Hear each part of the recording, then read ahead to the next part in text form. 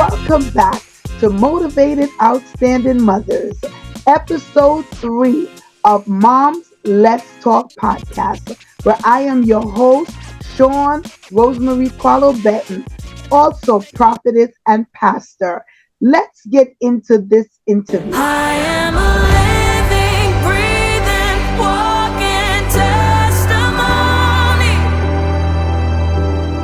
I am the living proof of what the Lord has done. Welcome to our podcast today, Pastor Faith Rollerson.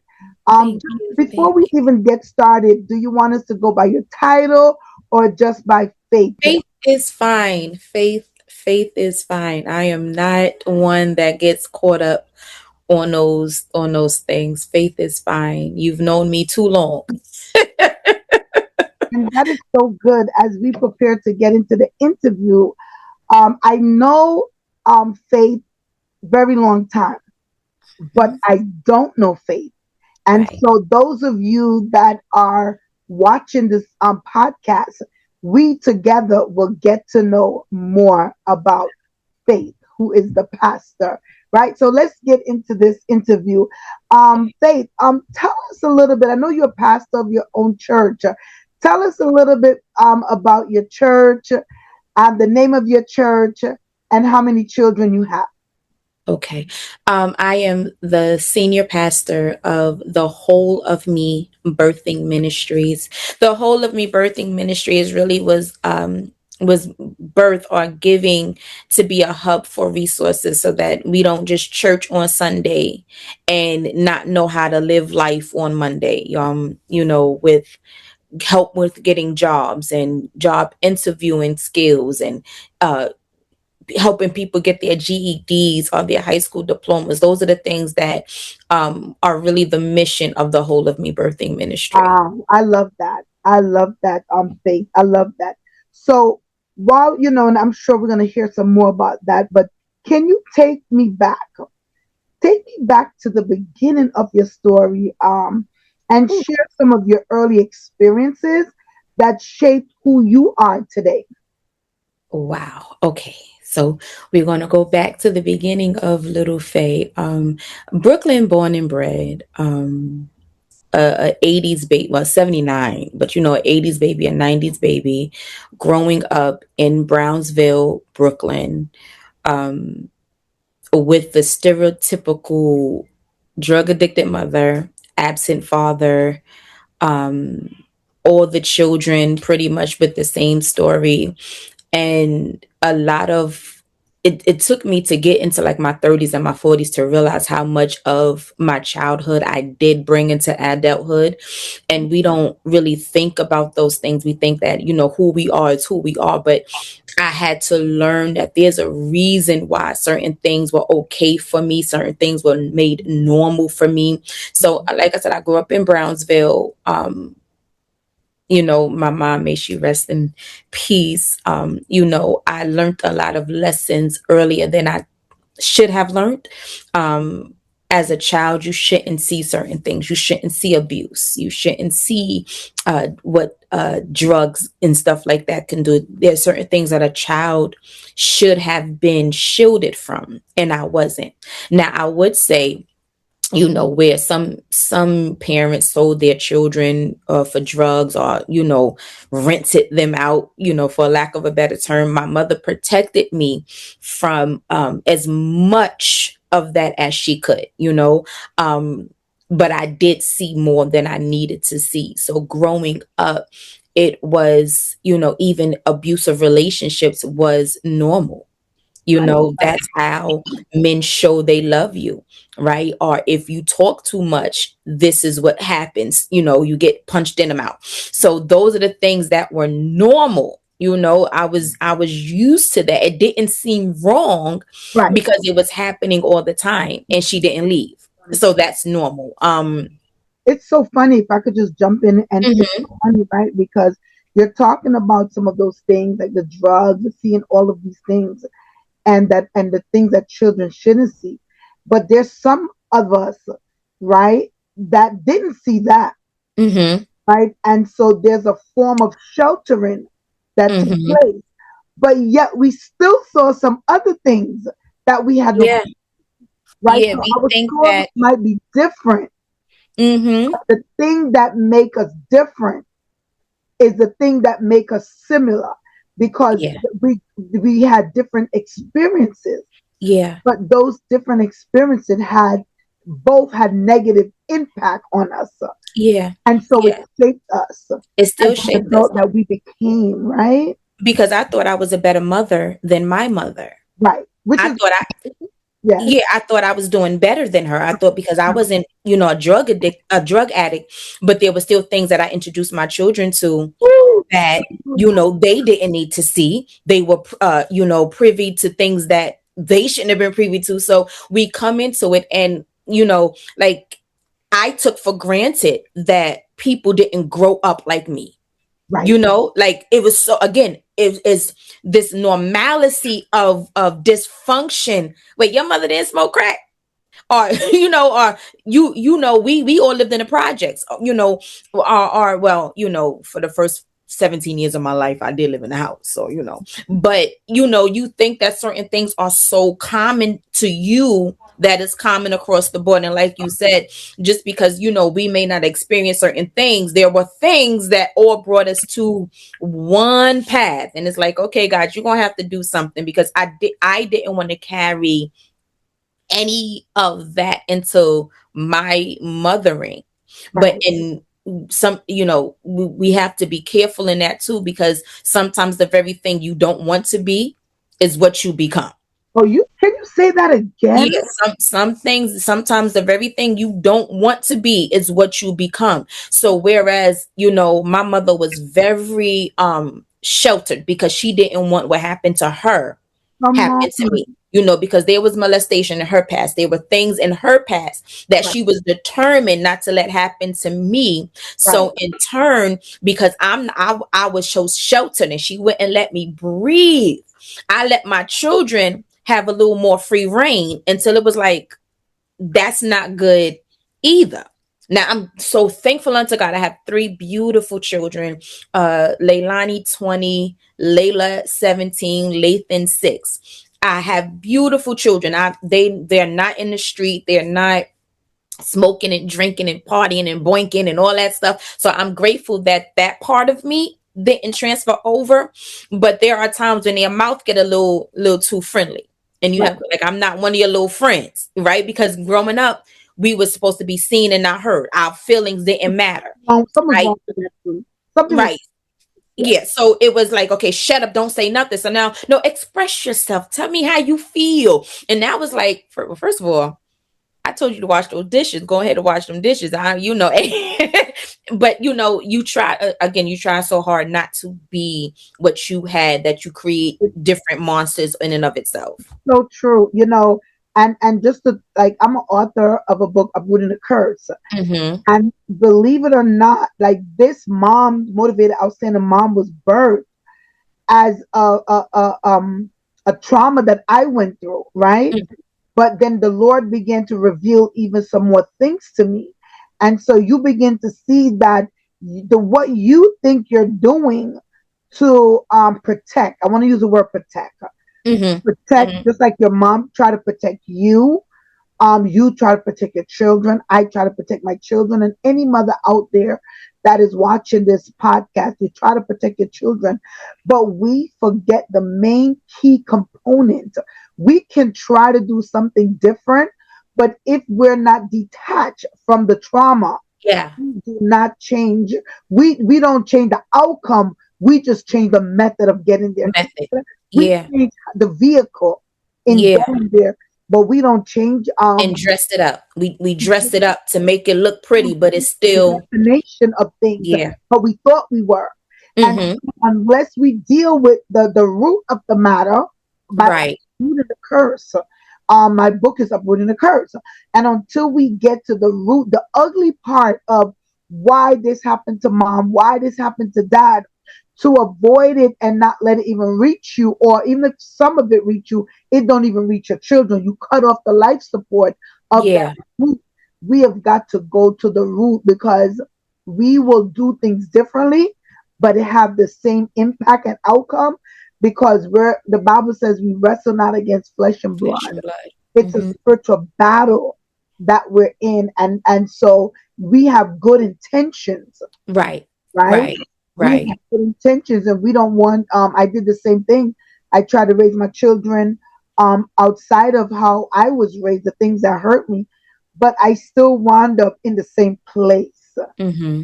right? Because I didn't deal with the root. And so it's the root of the matter that Yeah. we have to deal with. And I love that you said Yeah. that. Can I ask you this, Faith? So you mentioned that you lost your mom unexpectedly in 2018. Yeah. My condolences, for that. My Thank mom is you. still alive, and I wouldn't be able to fathom how that would impact me. Just the thought of it, but I'm not living it. But how did that loss impact your life and your faith? Even your name is Faith, but how your mother knew what she was doing. She was ministering to you with that name. But how did that loss impact your life, your faith at that time? Um, because it was so like when I say unexpected, she wasn't like terminally ill or anything. It was just Christmas Eve. I'm in the house wrapping gifts, preparing for Christmas Day, and my sister called me and she was like, "Mommy is unresponsive." And I'm like, "Wait, what do you mean?" Now I live in Queens. My family is in Brooklyn. So it's about an hour away, and no matter how and I'm like, what do you mean? Like it was not processing what unresponsive was meaning. Right. And they working on her. And I'm like, God, like you can't every argument me and my mother has ever had and all the disagreements and all the time she aggravated me in that moment all I can do is ask save my mother. Like God please don't take my mother like and so a friend was with me at the time. Well, I called my pastor at the time, let's say that. And he came and got me to Brooklyn, and I'm so out of it that I'm not even functioning in my thought. Like I'm like, what's going on? And when I got there, the ambulance and stuff had left. The EMT workers had left, and my mother was just laying on the bed. And all like I cannot fully articulate the pain of that. Of Mm, seeing her laying there looking like she was sleeping. And to this day, Pastor Shawn, like I don't remember the last conversation I had with my mother. mm, I don't like I if I can like sometimes I can't think on it too much because it'll take me into that place of grief. But I'm like, what was the last conversation? And at that time, like I've heard my mother pray or call out to God to take her because she fought depression. She fought all these like her story alone is something that I wish she would have been able to like really give the world. And so I've heard my mother pray to God, take me. I want to leave. I can't take this place. And here I am because I've been in church my entire life, right? right. There's never been a day that I was not in church. And I heard to hear my mother, no, God, don't take her. Don't take her. She just needs healing. She just need help. She just need this. And it was in that moment my faith was shattered because Mm, God, you called me a prophet. mm, You anointed me, God. mm, You called me. You said I was a preacher. You God, how can I not save my mother? mm, God. Like, how can I not save my mother? I've prayed for other people. I've seen other people healed. I've seen other people, come back from any and everything. And God, this is my mother. At 30 something, I still need my mother. I still need her. You mm, can't take my mother. So in that moment, I won't say I wasn't talking to God, but my faith was shattered. My mm. faith was shattered. It was so broken. Wow. And I didn't stop going to church, Okay. but it was autopilot. Mm. It Faith. was because I know what to do. I know where to go, Yeah. but my faith, my heart, everything was shattered. I won't uh paint a picture of me and my mother having a cookie cutter relationship. Right. um Reality was that lady, she did and said some things that you would not believe a mother would say or do. Like it was some hard times. It was some hard times being Deborah's daughter. Right. But I would take those hard times that still have my mother with me. Right. Right. And I think, one of the things that we experience with loss is that at the time of loss, like life might have been turmoil, life might have been great, whatever life was at that moment. But at the time of loss, it's something that happens to all of us, that Hmm. you immediately go to the good memories, whatever Yeah. little, however drop of it was, Yeah. enough to want to keep that person around. Yeah. Enough. And I also believe that it was your faith. You think your faith was shattered at that moment, but because your faith believed in miracles, right? You Yeah. believe that God is able to do exceedingly abundantly above Above. all that we ask or think. You were willing to just have mom here for a little longer so she Hmm. can get there to that Yeah. place of exceedingly and abundantly, right? Yeah. you Yeah. you were whatever we can ask of things, so you were waiting to get her there. But one of the things I also know in life, and I've come to that reality, right, of loss in my own life. I thank God, my mom is still here. But I remember going back to losing my nephew, which is like Hmm. a son, right? Hmm.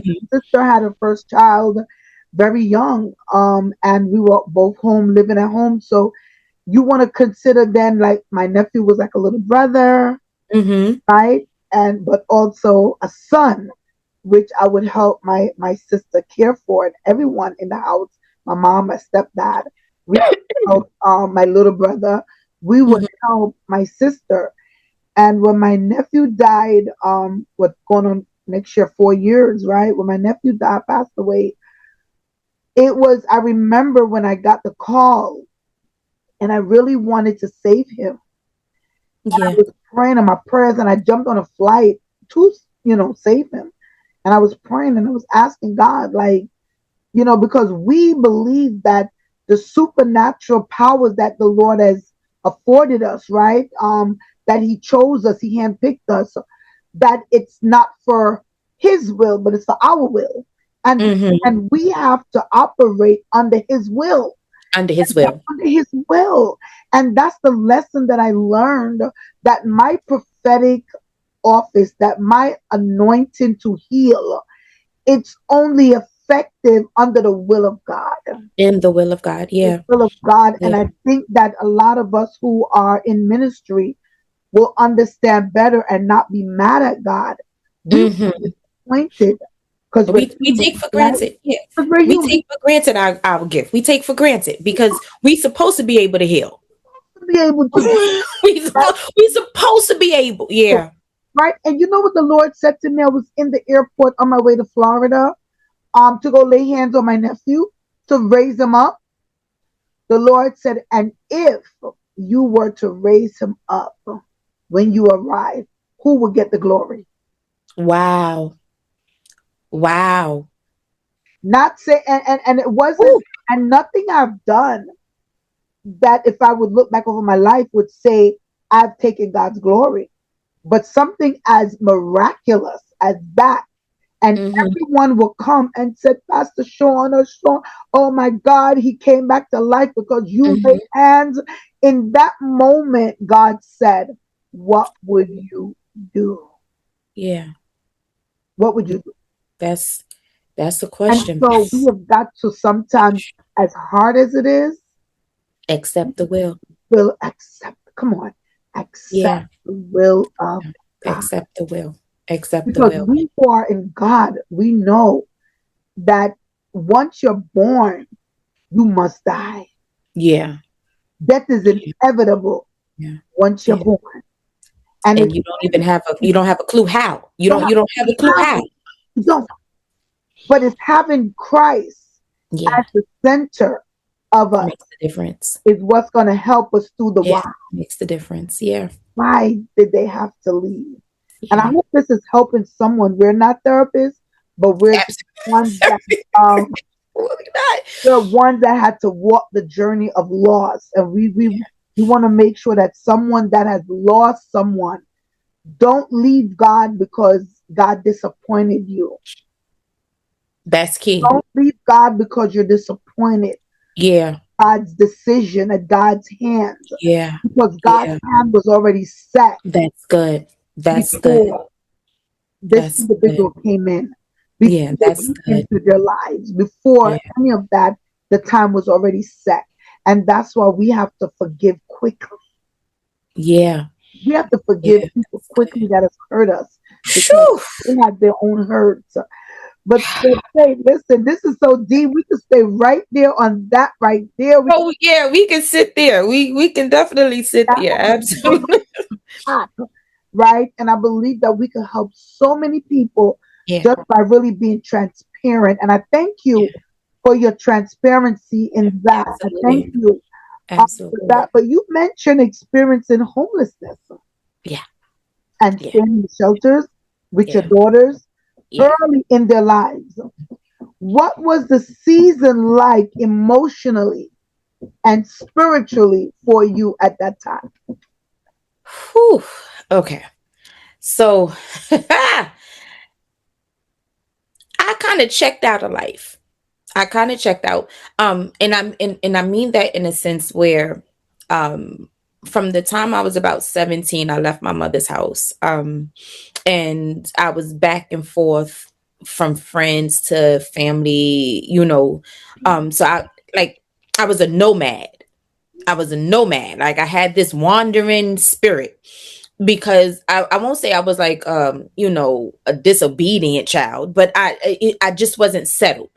And that early in my life I became unsettled. And so when I got pregnant the first time, I was kind of stabilized. I had my own little space. Um and once I got pregnant with my first daughter, I'm like, okay, I want my own. At first the shelter was glamorized. You go to the shelter, you get a new place. You go to the shelter, you get you a nice apartment. So it was glamorized. Mhm. The process was glamorized, right? Because I knew people that went through the shelter and they got them big apartments. So I'm like, okay, I can do that. So I went in the first time when I just had Leilani, and they found me ineligible. And I'm like, I don't have no place to live. But they go check where you used to live at. And if the joke is if you can fit in the bathtub, they'll tell you just let you put a blanket in the bathtub. So they don't find they're not trying to find you eligible, because they want you in the shelter. They want to find you someplace else to live. So Right. fast forward, I got pregnant with Layla. And this time I said, I'm gonna stick it out. And one of my biggest disciplines is follow through. I have to follow through. So Hmm. I would give up. If they told me no, give up, go. And that proved to them that I had some place to go. And so when I had Layla now, it was two girls. I went into the shelter. Layla was 6 weeks old. I went into the shelter, the process, like I was sitting in what they call the path. And I'm sitting there and it's like all walks of life, right? We can't sit in judgment because all types of different people coming in, older people, younger people, people coming out of domestic violence. So it's a whole bunch of people. It was, let me say, thank you, Holy Spirit, a modern day pool of Bethesda. It was just a whole bunch of people there. And so, God favors me, and it comes out in all every area of my life. It really does. I can't say that I'm not favored. And Hmm. so I found the place, and the shelters that I was in were like homes. Like they weren't. I wasn't in. I've never stayed in like a rat infested place. I never had like those. Like we had mice, but it wasn't as grotesque as some of other places. And so I was there until my till Layla was about 2 years old, and then I got my first place at 30. I got my own apartment at about 30 years old, right? And so, beautiful place in Bushwick, and going back into childhood, Never saw bills paid. Didn't really understand what rent being paid was. Never understood what it is to maintain a home. I just knew I got a place. And Mhm. so being there, my daughters, and it was like a absolute gorgeous apartment for the first time. It was like they call them railroad houses. Okay, And yes. so it goes from straight to back. We have rooms and space. And the landlord sold the building. And so I'm like, okay, God, I'm going back to homelessness again. Like, no, no, no, no, we can't do this, God. I have my babies from couch to couch, and I'm in this shelter. My daughter's a newborn baby. God, I can't repeat the cycle. So I got out of the shelter after 2.5 years. Got out of the shelter, got my own place. The landlord sold the building, and I went to church, and the Bishop Raheem Cardwell, we was in service, and I got a prophetic word. I can't recall who said it, but they said by May you're going to get a letter to move. You're going to get a place by in May. And so here it is. I lost that first apartment, um went back to staying with family, right? And this time I got two kids with me. And so I'm staying with family, and I get a letter. I get a letter from housing. I get a letter from housing, and I got the letter in June. And because mind you, now they said by May, so we look at time constraints on God. We limit God to this, that, and the third. And so when I looked at the letter, Pastor Shawn, I promise you, all I can do is just yell in my aunt's computer room. The letter was dated May 30th. All I can do was I said, okay, God, I'm sorry. I will never doubt you again. You said it. And so it took a long time between June, I got the letter, went to the interview, to August. And that's the apartment that I'm in now. I'm in the same apartment I'm in now, 12, 13 years later, because God is yet faithful to me. The next That. move, I'll be moving into my own home. Like that's the Come next on move. now. I prophesy that That's this. that's the next move, is and moving into my own home, home ownership. But homelessness during that period with my girls, I they were young. And I can ask them about it now. I really haven't asked them about it in a minute. They remember that time. They do remember that first apartment. But I was yelling at them and screaming at them, and I was so frustrated in my own failures, or what I felt was failures, that I was yelling at, because I ain't beat them and marked them up, but they definitely got a lot of yelling.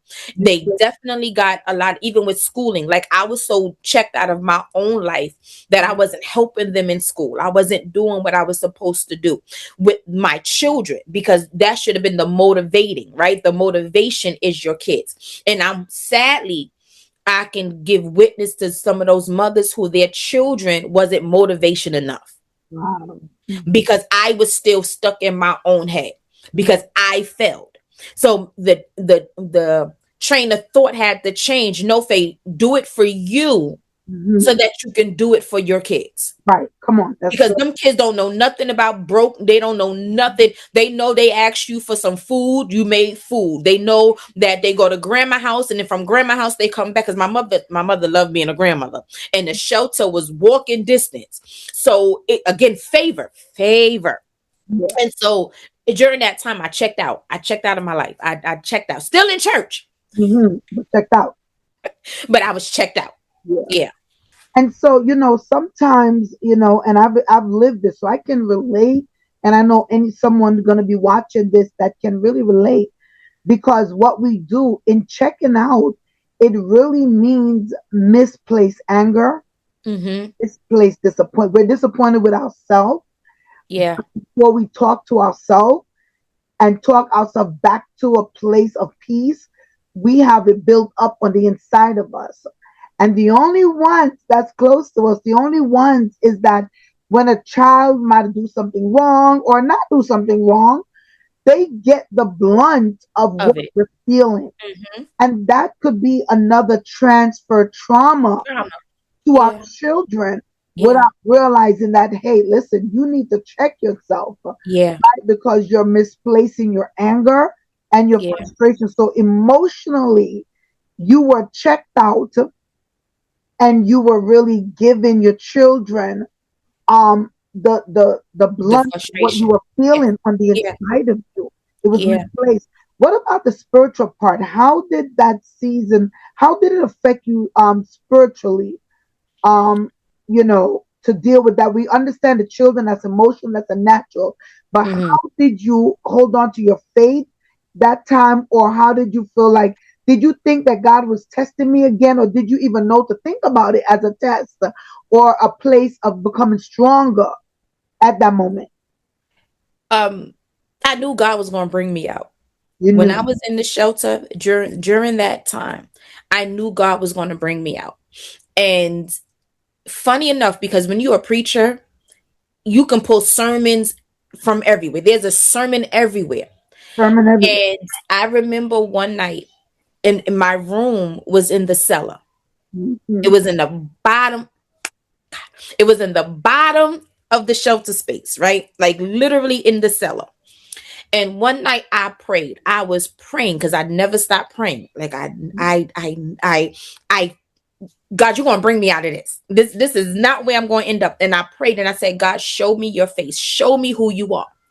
And Pastor Shawn, as I'm laying on this twin size bunk bed, and I look at the window, and the a lion's face, the king of showed up in that window. And I'm like, okay, God, that was a lie. But Mhm. you showed me that even here, I'm here. Even here, you're here with me. Even in this low place, you're with me. And so from there, that was a reminder. We ate good. We ate good. My children, we weren't bullied. We weren't even the people, they were fighting all around us in that shelter. They were sleeping with each other. None of that came near where me and my children resided. Good. That's Right. good. And so we get the story right, Joseph, and we like to preach the message from there, from the pit to the palace. Mhm. And that's literally what God did for me. He My pulled God. me up out of the cellar. He pulled me up out of the pit. And Right. that first apartment was on the second floor, right? And so I looked at that moment. So even when they sold the building and I had to move again, it wasn't I didn't go back into depression. I didn't go back. So even in that moment, like I checked out, I'm frustrated because naturally I'm here. Physically, I'm here. I don't want to be here. But ultimately, God, you gonna have to do something. So even though I, checked and I was yelling at the kids, once I saw that lion's face, my mind shifted because God, you're here. You're here. Now, did I stop yelling? No, because I had to work on how to uh really discipline my children and learn how to talk, right? Because all I grew up with was yelling. All I grew up with was cussing. All I grew up with was that's how that by force and all this stuff. So it was in those moments, even in that shelter, that I was like, okay, Faith, get it together. Together. Because one, these babies did not ask to be here. Right. You did that. Right. That's good. Right. And so once I got to that point and I saw, again, my daughters are very close to me. Mhm. And no matter how much I yelled at them, they still drew to me.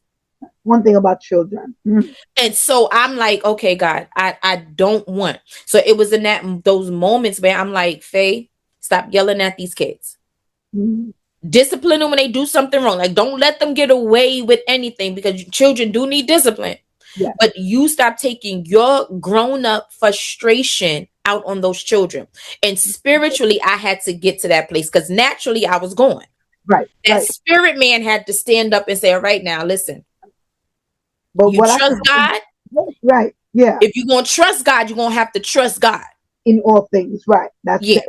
But what I love that you said is that God gave you a sign. He Mm-hmm. gave you a sign that in the midst of that, He was with you. And so a lot of people have the misconception that when you come to God, it is absence of trials, it is absence of going through some things. No, no, no. He never said that. He said, I Absolutely not. promise that I'll never leave you Leave you nor nor forsake you. forsake you. Yeah. But he never said he will keep you from going through the very thing that is shaping us, right? As Yeah. men, as women, we're being shaped, right? We are becoming stronger. We're learning to make better decisions, right? And whether or not you ended up there in a shelter, whether it was your fault or not, you still ended up there, Mm-hmm. right? You still ended up there. And so there's always a lesson, there's always something God is saying. Just like you said, a preacher can always find a preach word, Mm-hmm. always speaking. And so even in our circumstance and our trial, he's speaking. But what I love what you said is that he gave you a sign. And so for anyone that is living below their standard of what they wanted for themselves, Yes, or God. you're in a circumstance where you can do better, right? At that moment, you just have to do what this woman of God has done. She spent time crying out to God. She prayed, Yeah. and God gave her a sign that He's there. I want Yeah. somebody to know that God is It's there there. with you. Yes, He Just is. hold on, and Hold go on through the longer. process of that thing, because better is coming. Better is coming. Yeah. Thank you Yeah. for that, Faith. Thank you for that.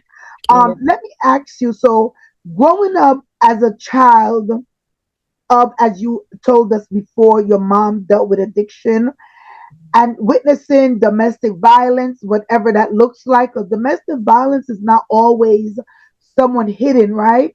It's speaking the way you speak, the way you manipulate and control someone through words, whatever it is. Those things can be that. But however that look, it can leave a deep scar. Mm-hmm. It leaves a deep scar, whether it's physical, emotional, whatever it is, psychological abuse, it leave a scar. How did those experience influence your understanding, Faith, of love, Mm. relationship, and safety? Oh, ha. Um, like I said, dysfunction was normal. Dysfunction was normal. And so I did not grow up seeing a lot of happy marriages, right? Like I've never seen my mother was never married. I've never seen my mother in a healthy relationship. Um, I've only seen her hurt. And so I determined that I wasn't going to be her. And so this enters into promiscuity because it's like, yeah, I'm not going to be tied down to you, so I'm just going to hop around and do X, Y, and Z and be who I want to be, and it really wasn't who I was, right? This was we think that I thought that smiling and putting on a happy face was a mask. No, being outside, that was the mask because I wasn't built for that. It certain things you is just in you to be. And so I was not meant to be out there with different bodies, as the bodies. I wasn't meant for that life. And growing up, it was easy to fall into certain traps. It was easy to fall into certain things. And like I said, I learned to be very quiet in relationships because, or even situationships, that wasn't the word back then, but even with who I was dealing with, not to say too much because I don't know what will cause him to put his hands on me. Mhm. Right. And I thank God for myself personally. I've never been in an abusive relationship. I've never had to, that's not a part of my testimony.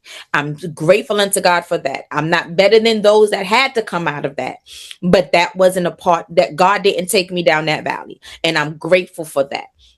Um, but I learned to be quiet because I don't know what's going to be the trigger.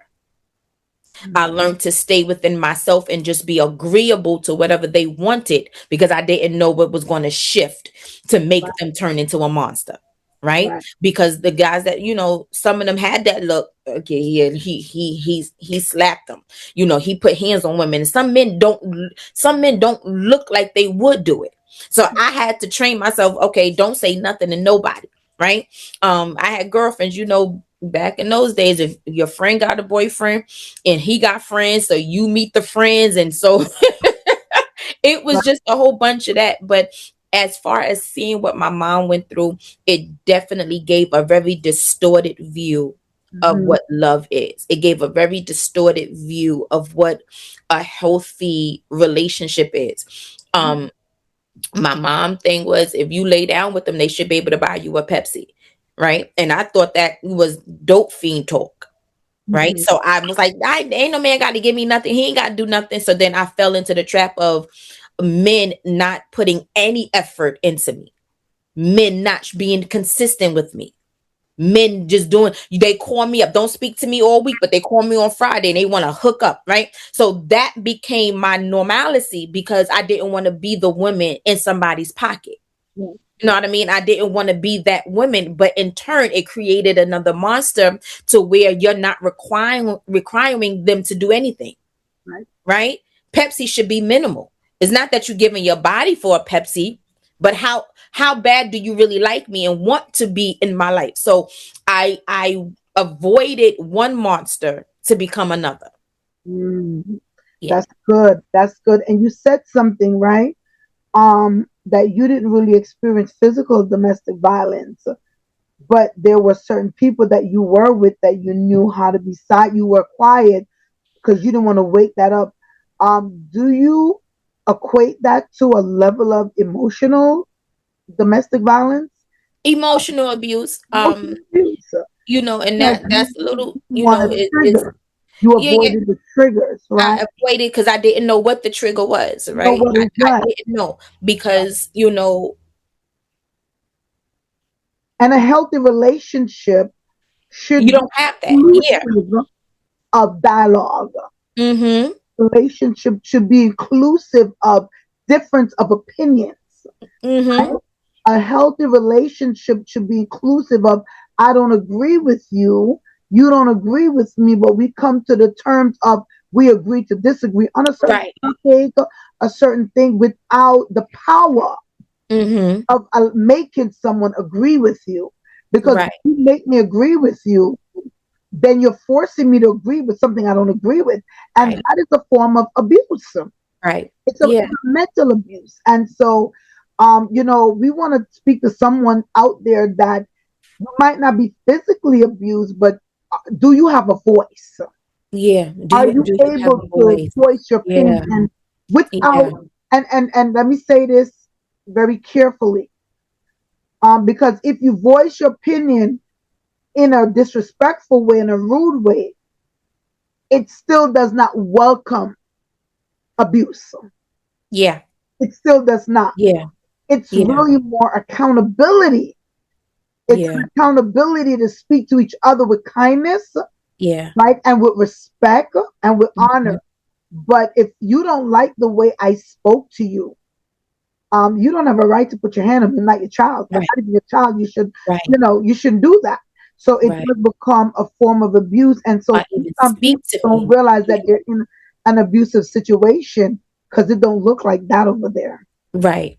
It's not as bold as somebody having a black eye. Physical, right? Yeah, it's not as bold as the physical aspect of Yeah, it. But like you said, I should be able to express myself yeah, in this relationship, right? One thing I'm learning with my fiance now, is communication.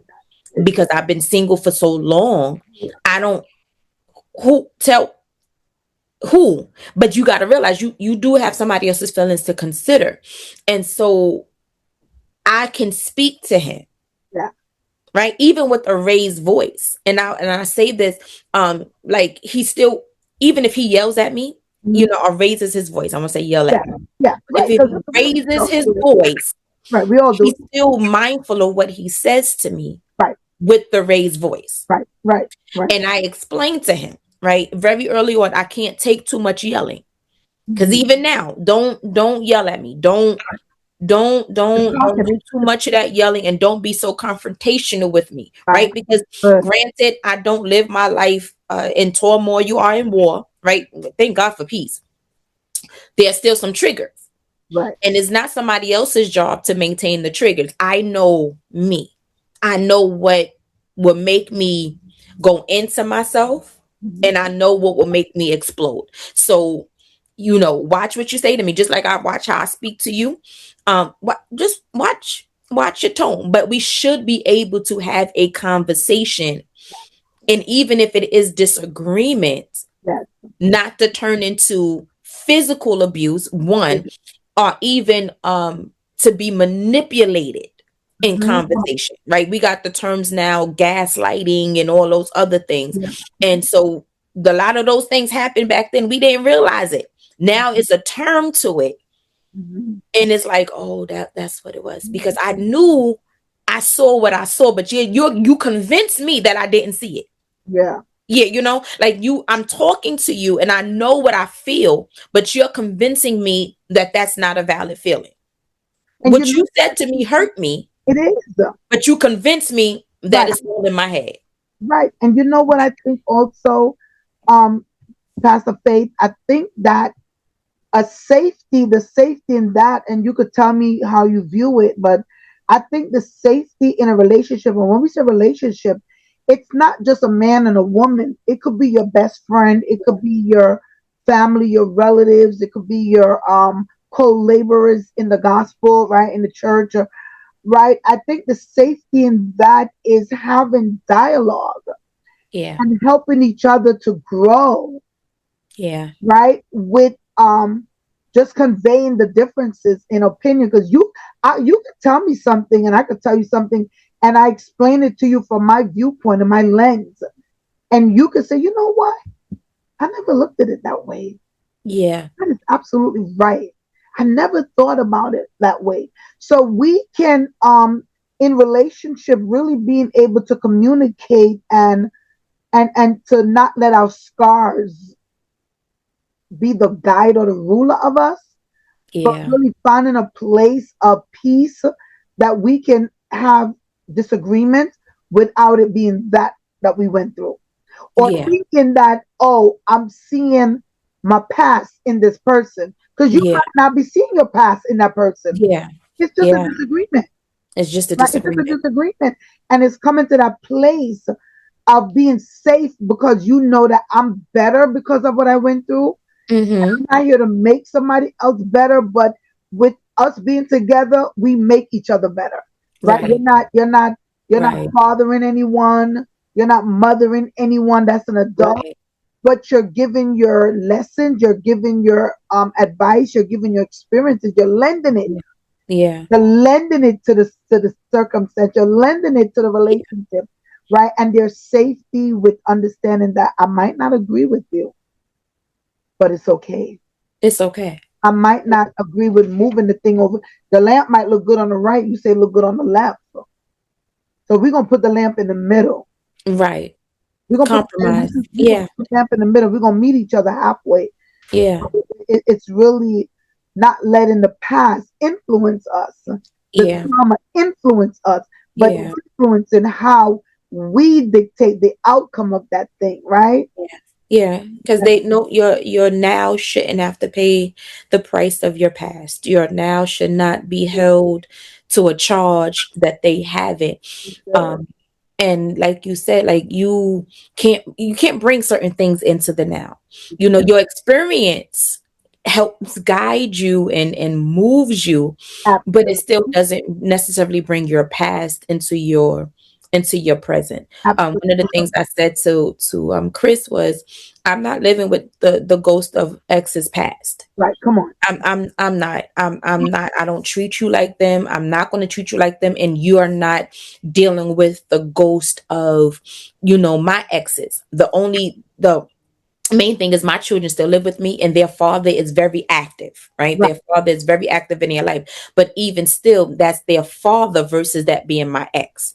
Right. That's Absolutely. so there's you are who you are, and whatever disagreement, whatever I don't like, is based on what you do, not what nobody else does. That is Not so I'm correct. not that all men are dogs. No, Not at all. you just No. seem to keep being the kennel. You just keep picking the dogs. Leave the dogs alone. That's not the case for That's not everybody. the That's case. not the And finding yourself that yeah. allows a woman to, What to attracts you to the dog? have Like what's to attracting you to that? yeah, Yeah.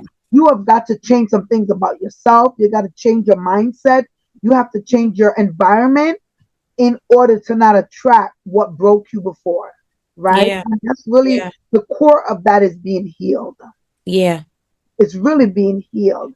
and come into a place of wholeness within yourself and not looking for validation from someone else. And I think that's the key Absolutely. to a lot of people, not being in a safe place. So, Yeah. Pastor Faith, you said you didn't really start working until in your 30s, Yeah. right? Yeah. What challenges or fear did you have to overcome and stepping into independency and stability? What did you? Um, I got tired of being broke. That'll do it, girl. I got tired of having to depend on other people for That part right coffee. there. I just got tired, and that's what broke. Now I've worked here and there, but I just got tired of depending on other people. Yes. Um Yesterday, and it's funny because after we set this up, I got a invitation to a luncheon from a job program that I was in, First Step. Hmm. And it was a Facebook post, and I called the number. Right, this was, I just did it. I called the number and I went in for the intake, and it's like a 14-week program, and they help you with job skills. I didn't think I was marketable. I didn't think I was able to get any other job outside of a fast food, especially at my age. I had a GED, Hmm. no real work experience. So I really thought that I was limited to what I can do. Yeah. And so this job program, and again, like it was so is like God is very strategic. God is very strategic. Yes. Yes. And so First Step, I called, it was through the Coalition for the Homeless. Hmm. And this is a women's job program. Yeah. And so I went in and we did the intake and I started the classes. And I literally was the valedictorian. Like, I didn't think I could. I didn't think I was able to, but I was a valedictorian of this program. I gave a speech. Lonnie, my daughter, was like, "Mom, didn't you give a speech?" It's like, yeah, and so all this stuff just came, like, just comes to memory. And they did a feature. I was the featured student. Every year at this luncheon, they highlight a student in the program. And that particular year, I was the highlighted student. And Hmm. so I was interning at a women's shelter. And you don't want to not name drop, but she's an apostle now, a very well-known person. She was just that, she was the admin at that time, and Hmm. I was assistant to her. And so I had all the emails from the job, and I was doing my little internship. This is a not paid internship. And when we got there, the director of the shelter was a very, I won't say, she was very brash, very, straightforward. And so this other lady was there. She had her degrees and working, and she was talking herself up and making everybody else look bad. The director, and I'm just sitting there because I have no experience. I can't toot no horn because I don't have no experience. I don't know what I'm going to do. I'm just in this program. They sent me here, and the job developer of the program said, "Y'all going here to get experience. Do not think you're going to leave out with the job." And I said, "No, I'm gonna have me a job by the time I leave this." So that was what I spoke. I didn't make no big declaration. I said, "No, I'm gonna have me a job." So when we got there for the first day, she talked herself up. So she went downstairs. I sat in the head office. I ain't gonna talk. I'm gonna keep my jicama down to a minimum. But I worked in the head office, and like I said, she's an apostle now, and she sat there and she poured into me. Pastor Jerry Robinson, we just gonna put it out there, and she poured into me just in small conversation. And so there was the job postings for the whole company, right? Hmm. File clerk. And I'm like, I should, but I shouldn't. I should, but I shouldn't. I should, but I shouldn't. And she was like, no, do it. What is it going to hurt? Right. Right? She's the admin. She got her job. Right? She can probably, they do internships here all the time. She's Right. probably seen hundreds of women come through these doors. So she didn't have to even encourage anything, but she said apply. I applied on Wednesday. I applied on Wednesday. That Friday, I had a job interview for a file clerk. Nothing spectacular, nothing, Mhm. nothing great. Just a file clerk, Open the door. making more money than I've ever made Come on. at that point. Went there to that job. And I was there 5 years. I literally was promoted every year. Jesus. Pay increase every year. So I started from file clerk to being accounts payable clerk, right? Then I went from just being a clerk to inputting everything to having specific accounts for myself. 5 years I was there, right up into the pandemic. And so that was the first taste. And I'm like, God, I don't have no degree. I don't have no degrees, but I was here and being promoted because of faith, what you have in you. You can do this. So that was the motivation, right? That was, I'm tired of being broke. I'm tired of not being able to do. I'm tired of depending on other people. My children have to depend on me, right? Because they are my children. I'm tired of feeling like a child. I'm tired of feeling like I can't do. And so that was the motivation, and I've been in the same field now for 10 years. Wow. I've Praise been in the God. same field now for 10 years. That is So it was amazing. that moment. It was that job program, that job, and they still in existence. Come So if on. y'all need help, first step. First First step. step. The Coalition for the Homeless. Yes. Look it up. You can Very Google it. familiar. You can do it what however you need to. Yes. But yes, they still in operation. Yes. First step job training program, internship. They give you Microsoft training. They give you clothes. My first pair of Gucci shoes came from this program. They help you, give you clothes for your job interview. My first pair of Gucci shoes, I didn't even have to pay for them. My God. Okay, so God, that was the motivation. I can go on and on about That that, is but so good. That is that so was good. the, Can we just say yeah, shout out to Apostle Jerry Robinson? I know yeah. her. And for you to still be there after 10 years, I'm on my job. I work for a nonprofit also, and I'm on my job for 32 years next month, right? Mm-hmm. But I want to say this. I want to say this, that God will take us. When you're in ministry, ministry is not just for the church. He will take you to the marketplace to Mm-hmm. impact those that God has a hand on, that they're going to come into your business to look for what is training or whatever they're looking for. But there is a call, there's a connection that we have to impact those people. And so God will call us into the marketplace impact. We don't just show up on our jobs to show up just to make a living. We show up because there's somebody that God wants to connect us to, that we are the Yeah, favor, right? Or the yeah, encourager, whatever it is, to get yeah, them to the next step. But I want to say this, that what I hear from you is that you overcame the spirit of poverty. yeah, Not what, it's the spirit of poverty, because the lack of money, and or a little bit of money, it's a spirit attached to that. And yeah. we have to really seek God and how to break that spirit, right?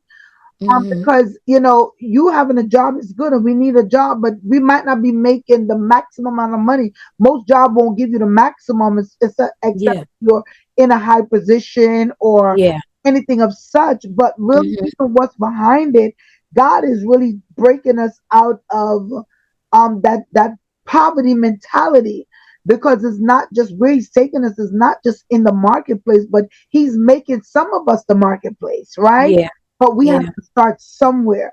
And so I want to say to someone that it doesn't matter when you start. You could be like Pastor Faith. You started at age in the 30s. She didn't think it was too late to get up and get out there, where she had nothing going for her.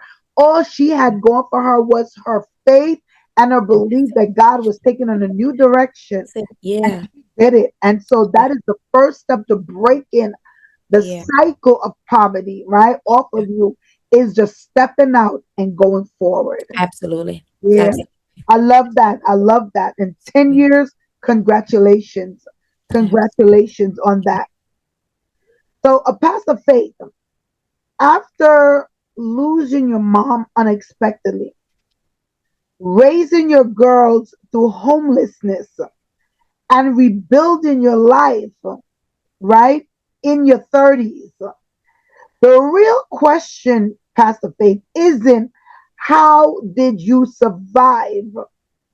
The real question is what happens when the woman who survived it all finally has to face who she became in the process.